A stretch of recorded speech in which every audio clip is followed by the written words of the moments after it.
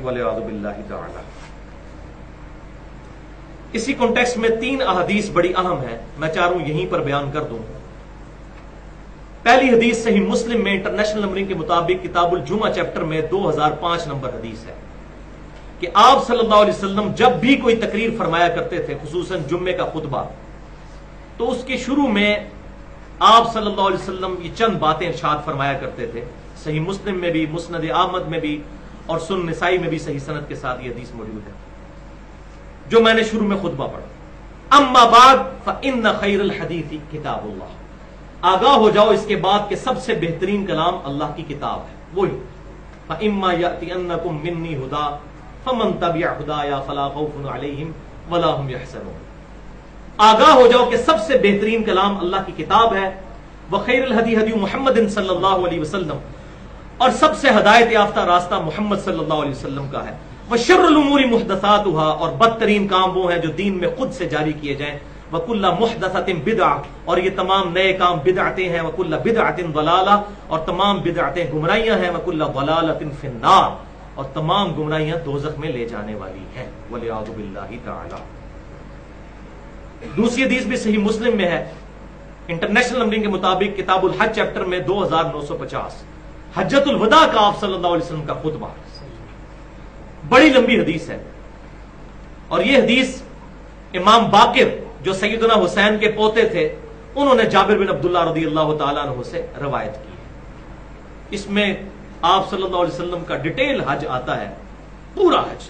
बल्कि ये मुस्लिम की हदीस तो तकरीबन हज के मसाइल का 80% अकेली हदीस ही कवर करती, कई सिफात पे फैली हुई है। 2950 किताबुल हज चैप्टर में उसमें अल्फाज ये हैं कि आप सल्लल्लाहु अलैहि वसल्लम ने अपना हज्जतुल वदा का खुतबा कंक्लूड करते हुए इरशाद फरमाया, लोगों मैं अपने बाद तुम में वो चीज छोड़े जा रहा हूं जिसे मजबूती से पकड़ लोगे तो कभी गुमराह नहीं होगे, और वो अल्लाह की किताब है।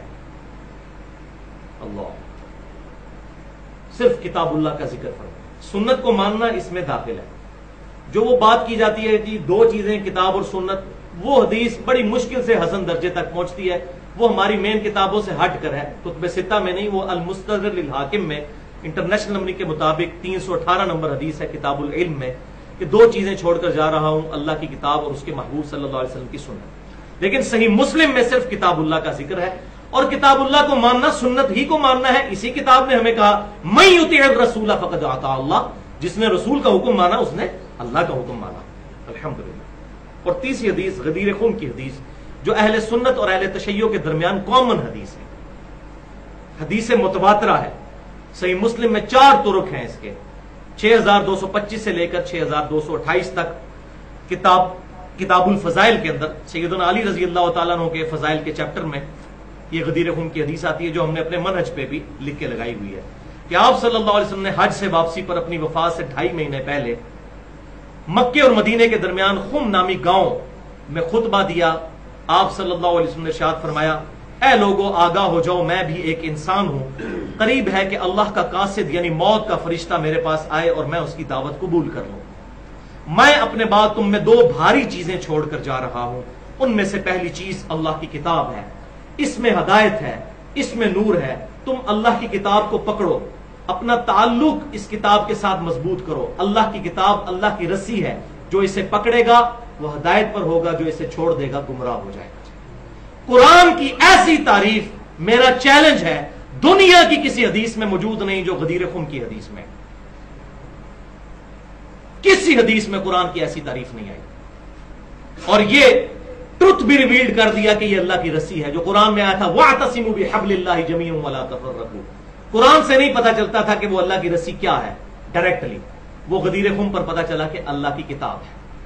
और फिर ज़ैद इब्ने अरकम कहते हैं आप सल्लल्लाहु अलैहि वसल्लम हमें तरगीब दिलाते रहे, अल्लाह की किताब, अल्लाह की किताब, अल्लाह की किताब। और फिर फरमाया दूसरी चीज मेरे अहले बैत है, मैं अपने अहले बैत के मामले में तुम्हें अल्लाह से डराता हूं, मैं अपने अहले बैत के मामले में तुम्हें अल्लाह से डराता हूं, क्योंकि आप सल्लल्लाहु अलैहि वसल्लम को यह गैबी खबर दी जा चुकी थी कि आपकी वफात के बाद आपकी उम्मत आपके अहले बैत के साथ बुरा सलूक करेगी। तो आप सल्लल्लाहु अलैहि वसल्लम ने पहले ही उम्मत को डराया। लिहाजा जिन लोगों ने सैयदना हुसैन इब्ने अली रज़ियल्लाहु ताला अन्हु को जुल्मन शहीद किया, डायरेक्टली चाहे उबैदुल्लाह इब्ने ज़ियाद हो या इनडायरेक्टली यजीद इब्ने मुआविया, हम किसी से मोहब्बत नहीं करते, ہم اہل بیت سے محبت کرتے ہیں اور ان کا معاملہ اللہ کے سپرد کرتے ہیں. تو اہل بیت کے احترام کا کہا، لیکن پکڑنا کتاب اللہ. تو کتاب اللہ ہدایت کے لیے کافی. اور اس پہ میں ایک جملہ بولا کرتا ہوں، بخاری اور مسلم کی متفق علیہ حدیث کے کانٹیکسٹ میں، اور آپ صلی اللہ علیہ وسلم کی وفات والے چیپٹر میں امام بخاری یہ لے کر آئے ہیں. انٹرنیشنل نمبر کے مطابق کتاب المغازی چیپٹر میں 4460 نمبر حدیث ہے کہ سیدنا طلحہ رحمۃ اللہ علیہ نے عبداللہ بن ابی اوفا رضی اللہ تعالیٰ عنہ سے پوچھا کہ بتائیے کیا رسول اللہ صلی اللہ علیہ وسلم نے اپنا وصی کسی کو بنایا تھا؟ تو انہوں نے کیٹاگوریکل ڈینائی کیا کہ نہیں، البتہ آپ صلی اللہ علیہ وسلم نے ہمیں کتاب اللہ پر عمل کرتے رہنے کی وصیت فرمائی تھی. یہ ہے وصی رسول صلی اللہ علیہ وسلم، اور حقیقت ہے اسی کو ہی ہونا چاہیے. سیدنا ابوبکر صدیق، سیدنا عمر، عثمان و علی رضی اللہ عنہم اجمعین وصی ہو بھی نہیں سکتے. ٹیکنیکلی یہ بات غلط ہو جائے گی. کیوں؟